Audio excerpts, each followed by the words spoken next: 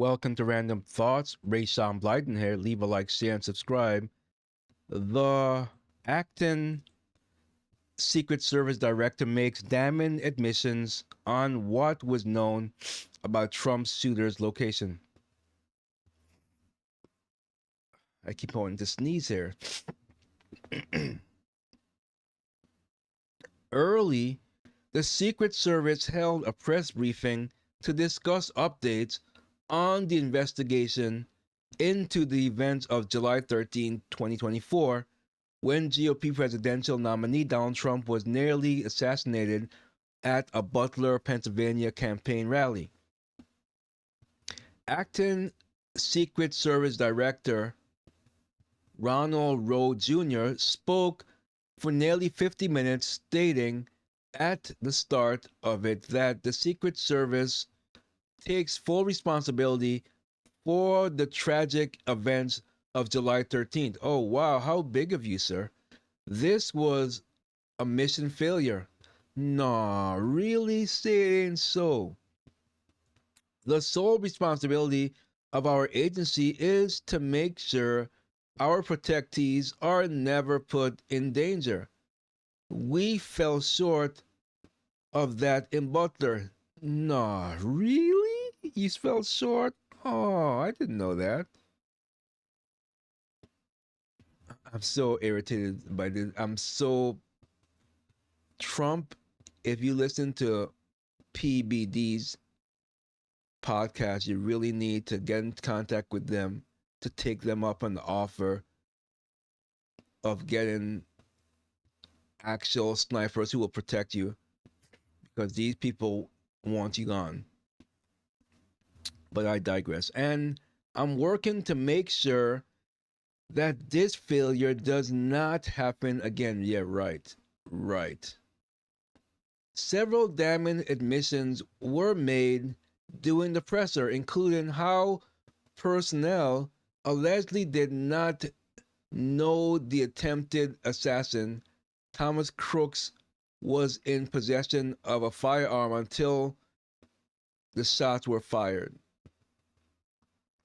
Let's see if we can listen in on this. At 6 p.m., former President Trump took the stage to begin remarks. And based on what I know right now, neither the Secret Service counter-sniper teams nor members of the former president's security detail had any knowledge that there was a man on the roof of the AGR building with a firearm. It is my understanding that personnel were not aware the assailant had a firearm until they heard gunshots. You gotta be kidding me. I.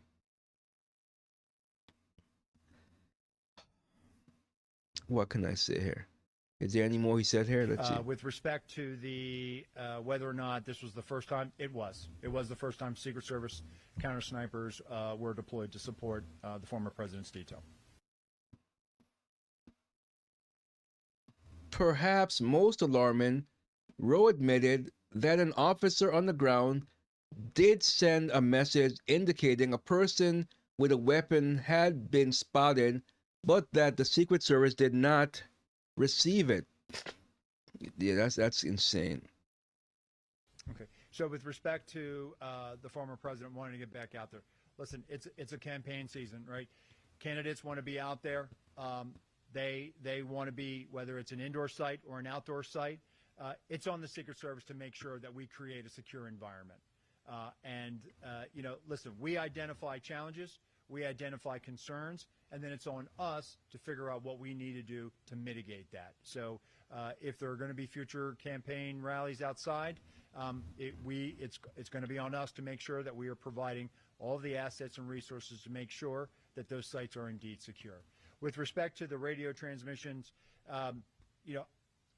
based on what the FBI, my colleague from the FBI testified the other day, and they are working on isolating some of those radio frequencies from the state and locals, that there was somebody who did in fact radio out that they had seen the individual with a weapon.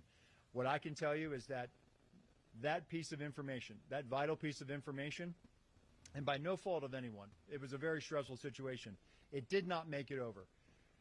Our detail, our counter snipers, everyone that was there that day were operating under the assumption and under the last bit of information they had received that there was an issue that the locals were working at the 3 o'clock. That's the bit of information that we had, not anything about a weapon. I just want to punch him right in the face. Honestly, I feel like Robert De Niro at this point. I want to just literally punch him in. Rowe also denied a whistleblower's allegation that he was directly involved in denying additional security resources and personnel, including counter snipers, to former President Trump's rallies and events. There's a report that a whistleblower has alleged that you personally directed cuts to the counter surveillance division, which led to the threat assessments team failing to perform its duties that it typically would before the Butler rally. Is that accurate? Is that allegation accurate? So I've recently become aware of this. We got a congressional letter on it. What I can tell you is that the counter surveillance division, they do a fantastic job. They have a very specific mission set. A lot of that mission set is here in the National Capital Region, focused on permanent protective sites. But they do go out and they support, when requested, they go out and support former details. I know that there's been allegations that that I personally cut or that I that I denied requests. The counter surveillance division has been out there supporting the former president's detail at some very high-profile events. They continue to provide that support, and they're out there providing support right now. So we're going to respond to the letter that we received, and we'll be sure to make that. I'm sure they will. We'll be able to share that response when the committee says it's okay to respond. Is that a no, though? Did you cut funding personally? I did not. No. Maybe that step down did.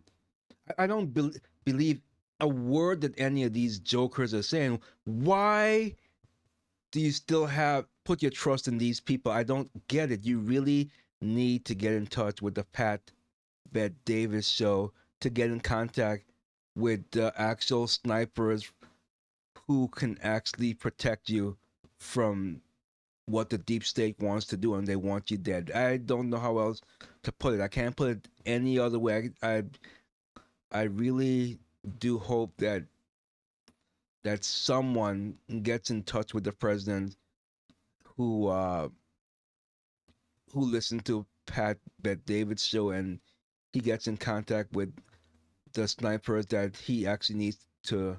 It doesn't cost that much. I mean, for him, it's a drop in the hat. I forgot the dollar amount, but it's worth protecting your life so you can save America again. I don't know how else to put it. Random thoughts, politics,